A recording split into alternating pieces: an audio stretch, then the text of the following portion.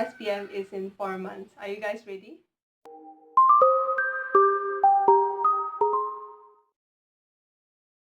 Hey guys, Victoria here and welcome back to my channel. So in today's video, I'll be talking about the 7 things that you should do before your SPM trials. And it is not going to be easy, but it is going to help you a lot. And there is enough time to work hard, to change things, and even if you didn't do that well in your PPT, there is enough time to put in the effort in order to better your results, and you can still get amazing results in trials if you just work hard and perform your best. And if you can't manage it before trials, then do it before SPM, but the earlier you start, the better.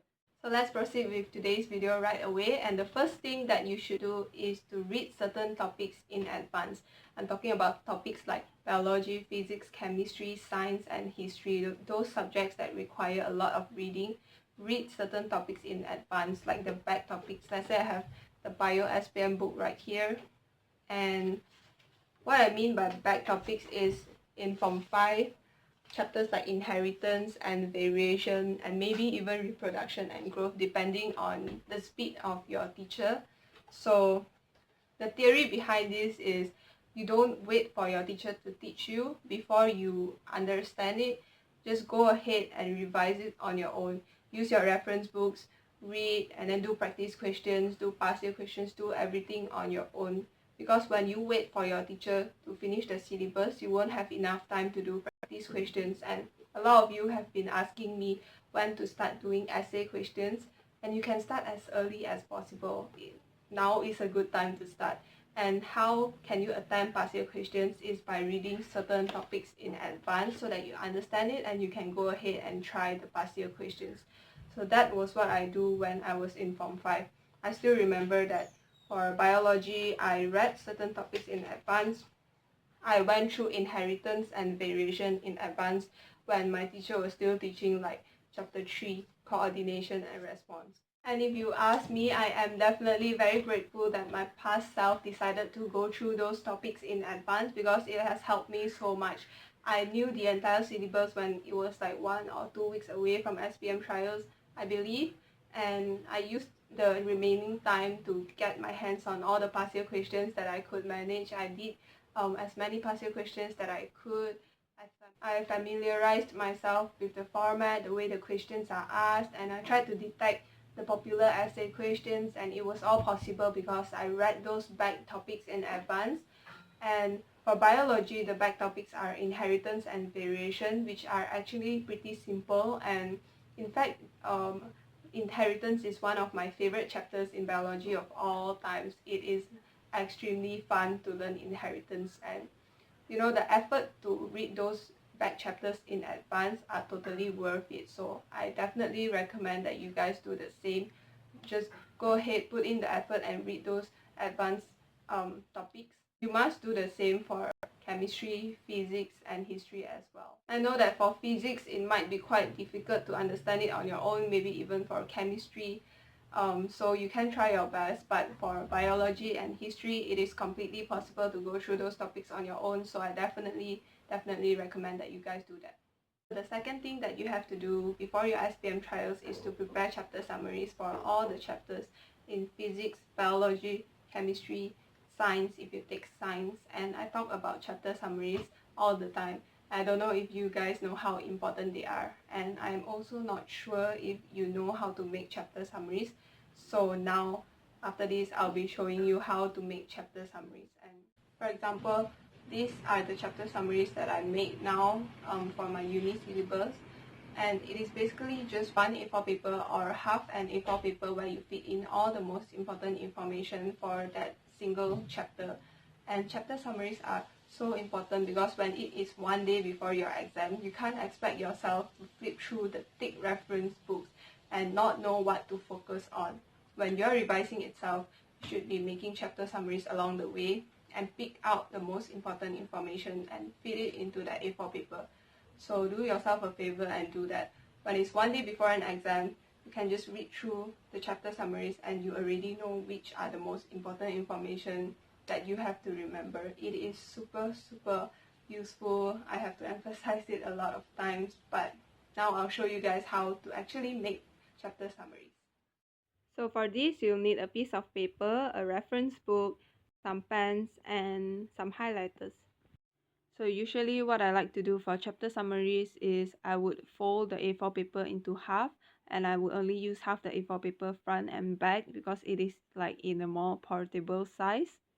So now I'm just highlighting a line on the top of the paper, and then I'll write the topic on it. So today we're actually going to be taking notes on biology form 4 chapter 3, and chapter 3 is on the movement of substances across the plasma membrane.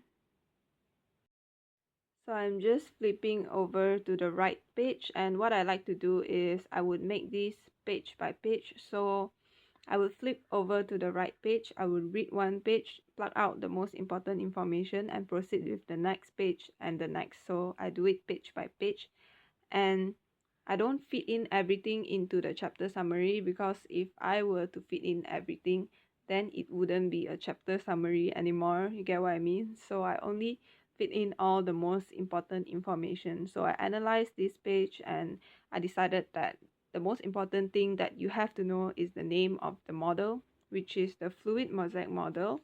And the people who suggested this model, who are Singer and Nicholson, two scientists. So I went ahead and wrote their name in brackets. That's my first point. And then number 2, you need to know the structure of the plasma membrane as well as their components and the functions of their components. But I didn't actually include that because that would be too compact. I don't like my chapter summaries to be too compact. So basically what you need to know is the labeling is very important. And another tip is that for chapter summaries, for making notes or whatever, just take note of diagrams, because diagrams make way for a good question. This is why examiners like to put diagrams in their questions, so that is why you need to really take note of questions. And so the third point that I decided to include in this chapter summary is the movement of substances, and it is divided into passive and active. A very important component of this chapter is the movement of substances, so obviously you need to include that. And I do have an acronym to memorize for the passive transport, and it is FOS, like the clothing store, you know. So it stands for facilitated diffusion, osmosis, and simple diffusion. For active transport, it is simply active transport. And I went ahead and wrote the differences between active and passive transport very briefly at the sides, as you can see. So for passive transport, no energy is needed, and it is down the concentration gradient. For active transport, energy is needed, and it moves against the concentration gradient. So as you can see, I like to use a curly E for energy, and then concentration gradient, I just write CG. That simplifies things for me. Number 4 is the definition of osmosis. This is a super popular question, I'm telling you, and usually it will be for 3 marks. So you need to know the complete definition. And so the fifth thing that I decided to include in this chapter summary is simply plant cell. But okay, before this, I'm actually writing down examples. For facilitated diffusion, we have glucose and amino acids. For osmosis, the example is the uptake of water by root hair in plants. For simple diffusion, the example is the alveoli in the lungs. So I used a different color pen to include the examples so that it stands out. And then now I'll actually be drawing the diagrams of plant cells. So the diagrams of plant cells when they are put in hypotonic, isotonic, and hypertonic solutions. And I went ahead and labeled all of them as well, because labeling is super important. Another tip for biology, labeling, okay? Super, super important.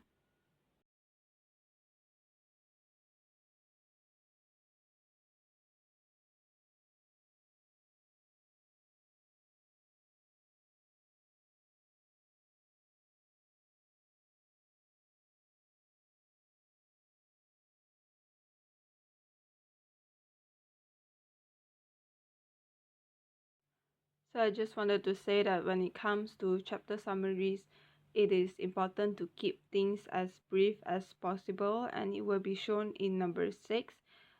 So I'll be drawing animal cells to stimulate how they will look like when they are placed in different solutions in hypotonic, isotonic, and hypertonic solutions. So I'm drawing the diagrams because diagrams are super important. And then underneath those diagrams, I will be writing down the process. Like when an animal cell is put into hypotonic solution, it will undergo hemolysis, and when it is put into hypertonic solution, it will undergo crenation. But I don't write a long explanation like the net movement of water is into the cell, out of the cell, all that stuff. I mean, you can include that, but I would prefer not to, because chapter summaries are meant to be read when it is only one day away from an exam. And overall, for Form 4 and Form 5, you're supposed to have around 20 something chapter summaries just for biology itself, and you can't expect your brain to absorb so much information when it is one day before an exam. So this chapter summary just acts as a memory trigger. You just have to let your brain know what is in that chapter without going into too much details, you know. The last thing that I decided to include in this chapter summary is simply the shape and how these strips of spinach stems look like when they are put into different solutions, into hypotonic, isotonic, and hypertonic solutions. And you have to label the epidermal layer as well, if not you'll be confused. Some of you might be wondering, like, how do I know what to include in chapter summary? Like, what stuff are more important? And all I can say is do more practice questions, do more past year questions, because as you do more, you will begin to notice the pattern of those questions, and you will know exactly what is more important. And those are the stuff that you should include into your chapter summaries. The third thing that you have to do before your SPM trials is to do 2 sets of past year questions at least. It is great if you can do more than 2. If you can do like 5, go ahead and do it. It's super important to do past year questions to familiarize yourself with the format, to know the way the questions are asked, to know the way that they want the answers to be. It is just so important, and the only way you will have time to attempt those past year questions is if you read those back chapters in advance, as I have mentioned before in my first point. So definitely just go ahead and do that. It is super important, and you don't have to do past year questions for every single subject that you take. The only subjects that you need to do for are the 3 science subjects, or science if you take science, and you have to do it for admaths and history as well. Those are the only subjects that you need to do past year questions for, and I definitely recommend that you do at least 2 sets, if not more. If you can do more, go ahead, it will be so good for you. Number 4 is very crucial to improve your grades for Bahasa Malaysia and English, and it is to write one timed essay each week. So what I mean by timed essay is you should pick one topic and then find out the time that you're supposed to allocate for that particular section, and you just make yourself write within that time limit. So you can do it alternatively, like you can do English essay this week, BM essay next week, and for English you can do one continuous essay, and for BM you can do karangan bahagian B, because those are the 2 sections that contribute a lot of marks. Continuous essays are like 50 marks and karangan bahagian B is 100 marks, so make sure that you really do one timed essay for each week. And doing this is so important, because if you don't write essays for a really long time, your brain will just like be a bit rusty and you cannot come up with information easily, and the words won't flow for you as easily.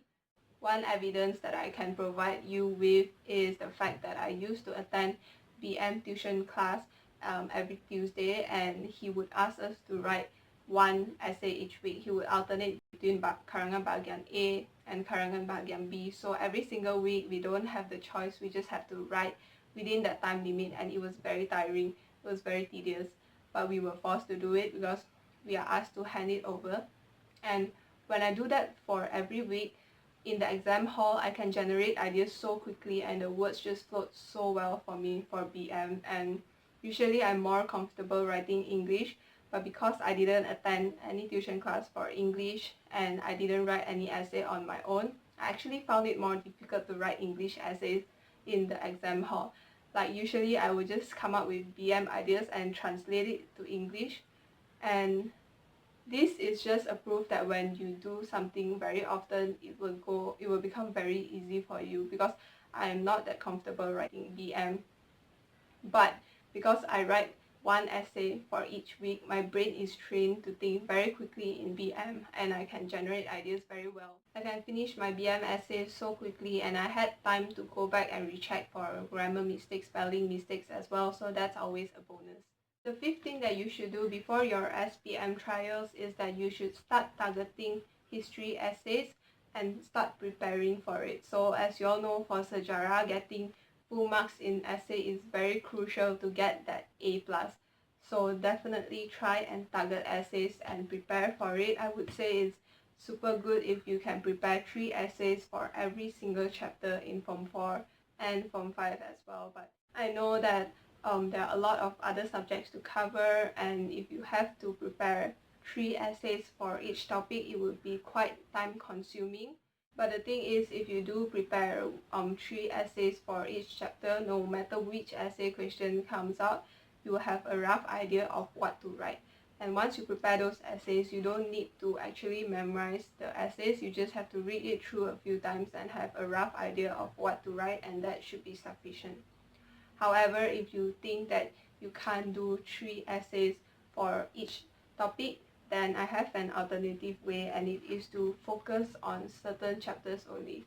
So, for example, for Form 4, the chapters that I like to focus on last time is Bab 4, Kemunculan Tamadun Islam dan Perkembangannya di Mekah, and Bab 5, Kerajaan Islam di Madinah, and Bab 9, Perkembangan di Eropah. I think that these 3 topics are very famously asked for essay questions, so I usually prepare for these 3 topics, and you can do the same as well if you want. Like once you do a lot of essay questions, you will see a pattern there. Like let's say they ask for Bab 9, Perkembangan di Eropah, then usually they'll be asking about Zaman Renaissance and Zaman Reformation, Revolusi Pertanian, Perindustrian. Go ahead and prepare it, and I do really recommend this book, Kunci Emas SPM Sejarah, because as you can see here, it is clearly written here, Zaman Renaissance which page, Zaman Reformation which page, and you can use this as a guide to prepare your essays as well. For sejarah, I think that it would be awesome if you can prepare 3 essay questions for each topic, but if you can't, then you can focus on the topics that I said just now, on chapter 4 and 5 and 9, and just do your best to prepare for those topics. And now I'll show you how to prepare for your history essay. So I'm actually using this Kunci Emas Sejarah book to show you guys how to prepare for essay. And what you need for this is, again, half an A4 paper. And I decided to do one essay on Zaman Reformation, which is something from chapter 9, because as I have mentioned before, chapter 9 is very easy to tackle for essay questions. And I highlighted the top of the page and wrote down the title, which is Factor Reformation. As you can see, the way this book presents its information is already in an essay format, which is why it is so convenient for us students, and I really recommend that you get this book. Like, I wish this video was sponsored by Kunci Emas, but no, I just really think that it is convenient for you guys, and I think, anything to make your lives easier, right? So anyways, I'm writing down the first point, which is rasuah, and in bracket is explanation, gereja meningkatkan usaha pembangunan keduniaan. The second point is mesin cetak, and for explanation, Bible dihasilkan dalam masa yang singkat dan murah. So what I do is I would create an acronym to memorize the main points. And how I memorize the ones in bracket is by looking at the main points. You know what I mean? I will create an acronym, and from that acronym, I will write down all the main points first. And let's say I have 6 main points and it is 6 marks, so I will just write down the main points. But if they want like 9 marks, then I will try to come up with explanation and I will relate it. Like when I think about machine cetak, definitely Bible dihasilkan dalam masa yang singkat and murah. And when I see rasuah, it's because gereja meningkatkan pembangunan keduniaan. Like think rationally to come up with the explanation. So I was then just cracking my head thinking about an acronym, and finally I came up with one. So my acronym is RAMAI PC, PC as in computer. And an important thing to remember when it comes to creating acronyms is you need to know how to remember those acronyms. Because at the end of the day, no matter how many acronyms you create, it won't be useful if you can't actually remember the acronyms. So how does this acronym relate to Reformation? So I imagine in my head that to reform something, you need a computer. So that is why you need multiple computers. So to reform something, you need Ramai PC. So I wrote down Ramai PC. And R stands for Raswa, A stands for Amalan, M stands for machine, I stands for indulgences, P stands for Protestant, C stands for Counter-Reformation, and there, by using the acronym RAMI-PC, you can remember all these. So the next time you see the word Reformation, think that you need a lot of computers for Reformation. So the acronym is RAMI-PC. And from RAMI-PC, you can remember all the main points for Reformation. The sixth thing that you have to do is for pendidikan moral, and it is to memorize all the 36 nilai. And it is not enough to only memorize those nilai, you must know which category to which they belong. So there's diri, there's keluarga, there's masyarakat, know which nilai belongs to which category. So this will make your life easier in the exam hall because the first question is always on diri, the second is on keluarga, the third is for masyarakat, and so on. So make sure that you do that. As for their definitions, I know that for the past syllabus, like a few years ago, it is required that we memorize all 36 definitions, but the truth is for my SPM, I didn't memorize all the definitions. And one very popular nilai that is often asked, and everyone knows this, it is rational. So usually what my friends and I used to do is we would memorize the definition for rational, but these days the questions are super tricky. They will ask you selain dari nilai rational. So other than rational, please do remember the definition for tanggungjawab, bertanggungjawab as well. And okay, here's another tip. Be very careful with the words like tanggungjawab or bertanggungjawab. Now I don't even remember, but do take note whether it's tanggungjawab or bertanggungjawab, the nilai, because if it's tanggungjawab and you wrote bertanggungjawab, you actually won't get marks for that. And there's one more, tanggungjawab terhadap keluarga. If you write bertanggungjawab terhadap keluarga, you won't get marks for that as well. So do take note of stuff like that and try not to lose marks for when they ask you to write the nilai. So go ahead and get a piece of A4 paper and start writing down the 36 nilai along with a few definitions. Just choose a few and try to memorize it. Remember to memorize for rational and bertanggungjawab, those two. And other than that, just memorize 36 nilai and also which category they belong to. And the last thing that you have to do before your SPM trials is to make sure that you know the format for every single subject. Familiarize yourself with the format, get past year questions, look through the format, and make sure that you don't make mistakes when it comes to format. Also, for essay questions for karangan and essay, there are some essays requiring the formats, and marks won't actually be awarded for formats, but marks will be deducted if you don't write the format. So it is super important that you memorize the format. Just write them down on a piece of paper, and when it's one day before the exam, just look through and try to memorize the format. So I have covered for BM, BI, the 3 science subjects, history and sejarah, and the only 2 subjects left are modern maths and additional mathematics, and I don't actually have much advice for these 2 because there is no secret to scoring A+ to these 2. The key is just to practice, practice and practice. So get those past year questions done, remember your mistakes, and remember not to make the same mistakes again, and you'll be fine really. Just practice a lot. So those are the 7 things that you should do before your SPM trials, and I know that there are a lot of things to do, but I hope that you guys really don't stress out.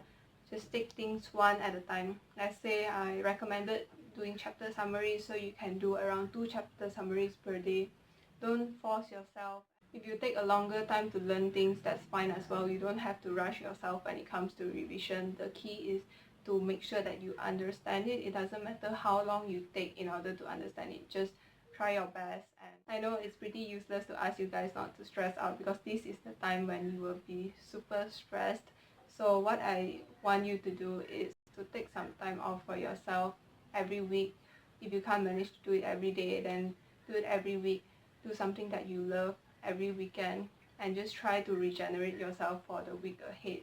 And it is so important to take care of your health, of your mental health. So grades are really not everything, and you don't have to stress yourself out so much, and you don't have to be afraid if you can't do everything that I've said in my video.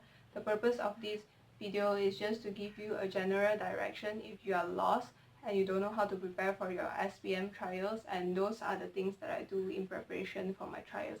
It's okay if you can't manage it for trials, you can try to do it for SPM. It's okay, there is time, and remember just to take things one day at a time, and I wish you all the best in preparation for your SPM trials. I know that you will do so well, you'll do amazingly. That's all for today's video. I hope that it gave you a sense of direction on how to start your revision or how to continue your revision for trials and for SPM. That's all for today's video. Thank you for watching, and I'll see you guys in my next video. Bye.